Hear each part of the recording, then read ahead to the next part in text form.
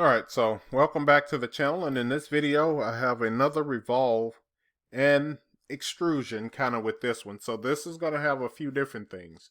Now, I was trying to decide, how do I want to approach this? Do I want to give you one revolve, or do I want to throw a revolve with a cut in it, right? So I think I'm just going to do it in one revolve just to get you more practice in it, but my mindset was thinking, should I just make all of this solid and then we come in and we clean this up by putting those two counterbores on the end of it with another revolve, right? So I'm just going to go ahead and just make it all one revolve there, and then you can see that this front half is going to be the dangerous part for us. So we're going to have to do some special stuff with some extrusions and some extruded cuts, and I think we are having one dimension missing. This back diameter here, we're going to call it 128. All right, so let's go ahead and jump over to Solidworks and get started.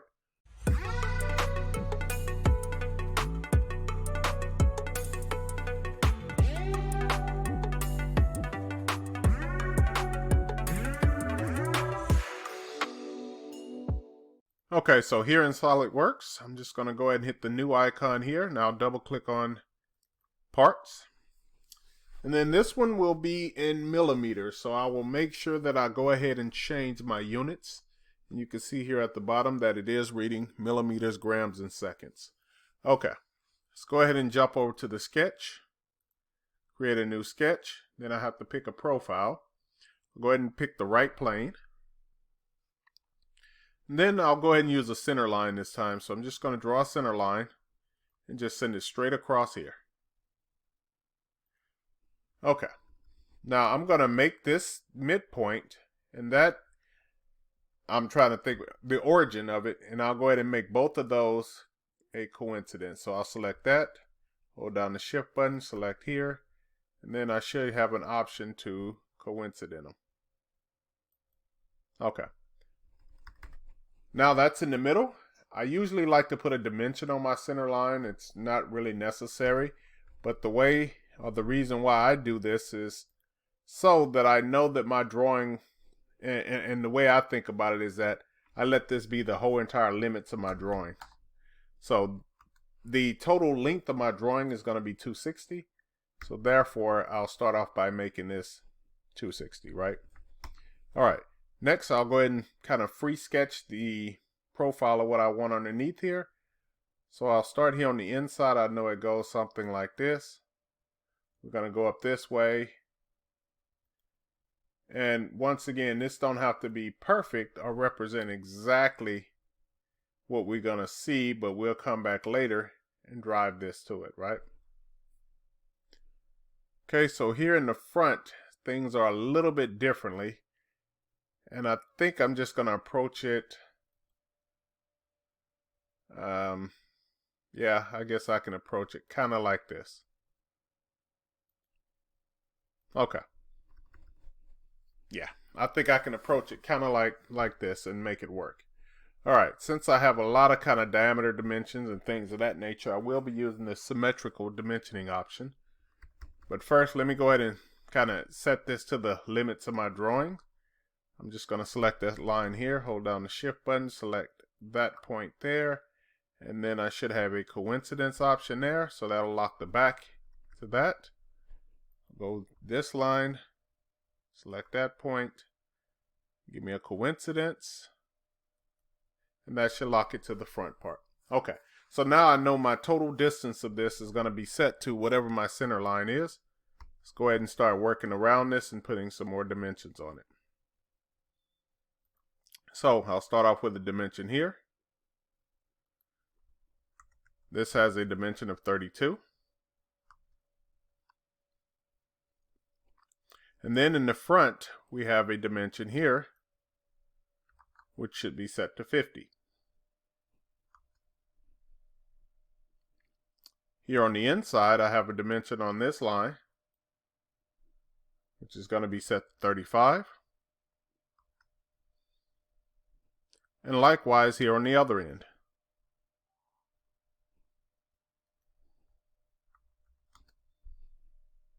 Okay.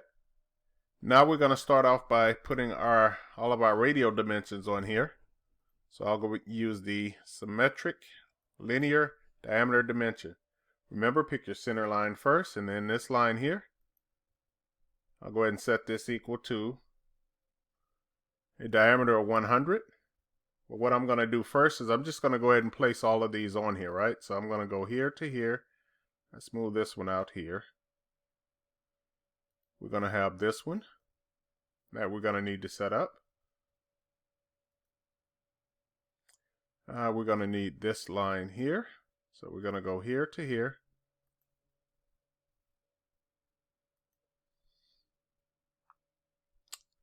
This is going to be the same as the other one. So I'll go ahead and make those collinear here in a second. And then I'll go from this line to this one. And then we'll try to decide what we want to do with that line. Okay. So I'm going to select this line here, hold down the shift button here and select this line. And let's just go ahead and make those collinear. Now we can go ahead and start fixing a lot of these dimensions. Let's start off with the inside one first. Okay, so this has a dimension of 100.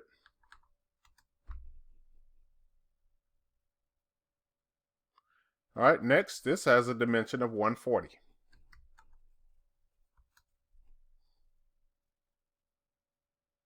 Okay, then we have these with a dimension of 120.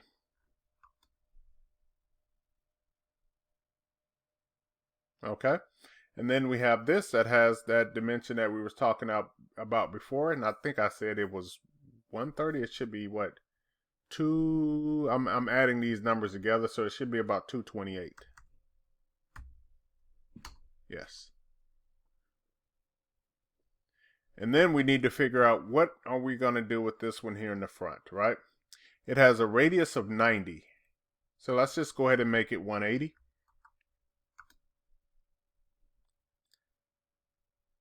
All right, so now everything that we need for our revolve has been satisfied.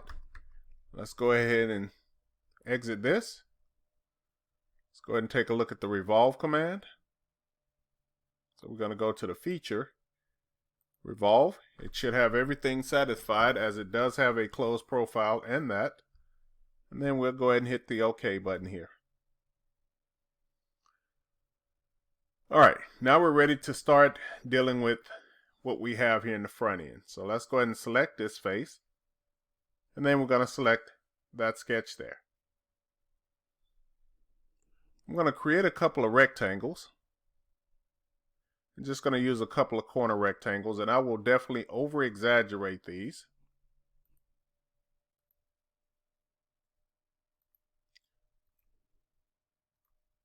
Okay. So they're nice and over exaggerated. Then we're going to start off by putting some dimensions on these, right? So let's start here at the bottom one. Let's use a dimension from that point to this edge. And we're just going to use 42.5.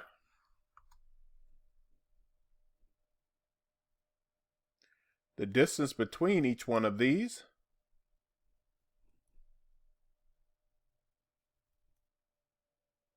should be 35.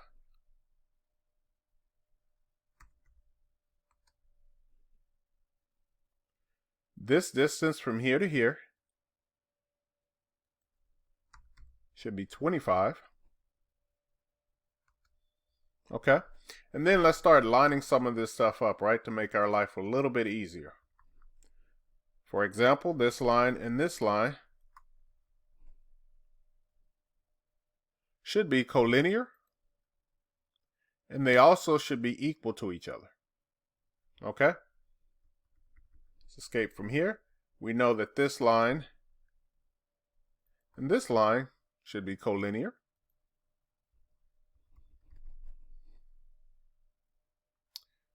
We know that we have a dimension from this origin point to this line here.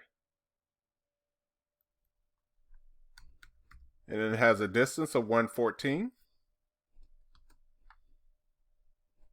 And now we just need the bottom line here, right? So we need to figure out how far does this go. Now, as long as this sits on the inside of here, I'm going to be totally fine with it.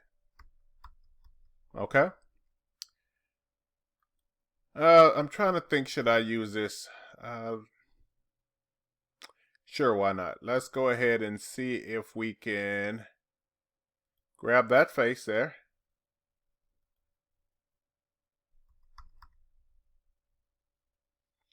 No, I don't think that's what I wanted to do. Let's go ahead and undo that step. Okay.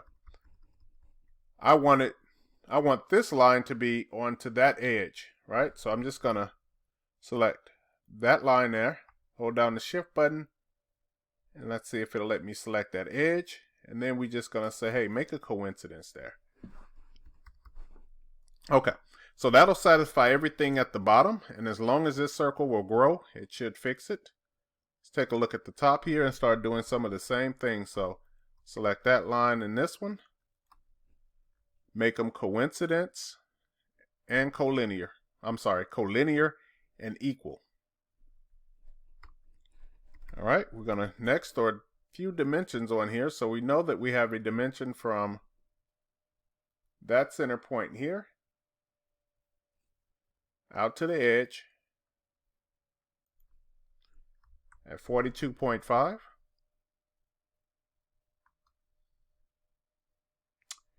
Let's see what else we have. We have a dimension going from here to here. It's going to be set to 40.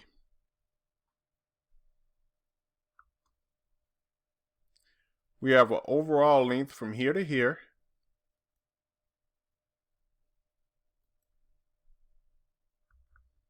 And that should be set to 85. And I don't think I have that dimension here at the bottom. Or do we need it? No, we don't need it. Okay. Because by doing this, I think I went ahead and set myself up on that dimension. Let's go ahead and add a couple of more dimensions here and see if it's going to give me a message of over constraint. So I'm going to select that dimension there. We're going to call it 114.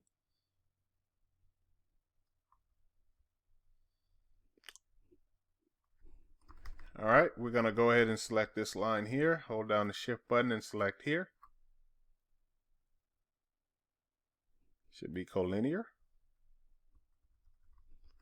And then we'll select that endpoint, hold down the shift button and select that edge, and then make that coincidence.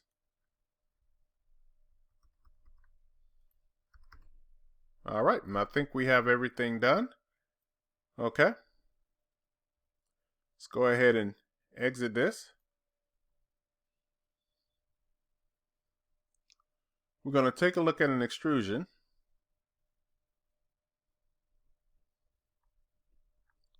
Now I want to turn this sideways just to take a look at it. Okay, so we're going to send it in the other direction. And instead of going to blind, we're going to select this to next option. And now it's looking for to the next. Where's the next? I'm going to try to tell it come to this face here. And let's see if that'll work. If it doesn't, then we'll try another one. Okay, so we're going to send it to next. And we should be able to pick that face there. Okay, there we go.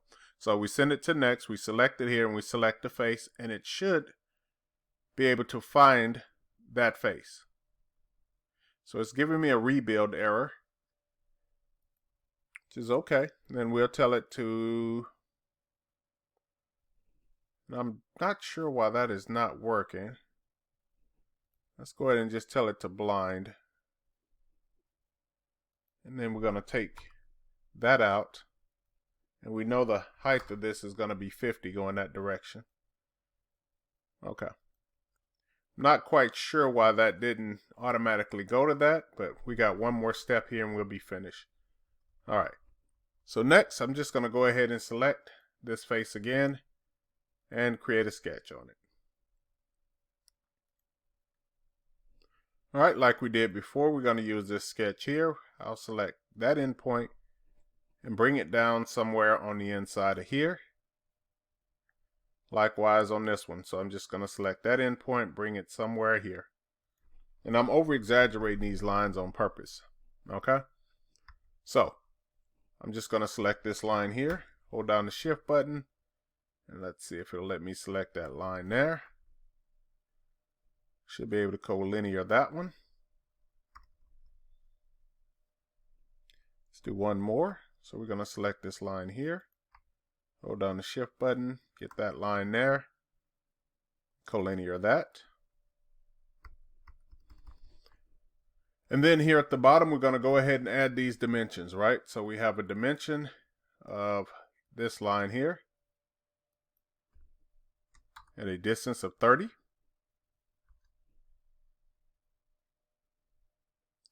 And we have a distance on this line here that has a dimension of 36.